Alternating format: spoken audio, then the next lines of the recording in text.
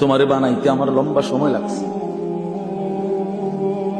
10 মাস না, 10 মাস, 10 বছর না, কত লম্বা সময় দুনিয়া আল্লাহ আমাকে বানাইতে লাগছে, এক আল্লাহ ছাড়া কেউ জানে। হাল আতা আলাল ইনসানি হিনুম মিনাদ দাহরি লাম ইয়াকুন শাইআন মাযকুরা। আল্লাহ বলে, বান্দা তুমি জানো না, যুগের পর যুগ আমি আল্লাহ তাআলা তোমাকে সৃষ্টির পিছনে ব্যয় করেছি, কিন্তু তুমি উল্লেখ করার মতো কোনো বস্তু ছিলে না। পৃথিবীর কোনখানে তোমার নাম নিশানা, কোন আদমশুমারি, কোন অফিসে, কোন আদালতে, কোন কম্পিউটারে, কোন গুগলে কোথাও সার্চ দিলে তোমার নাম ঠিকানা পাইতা না।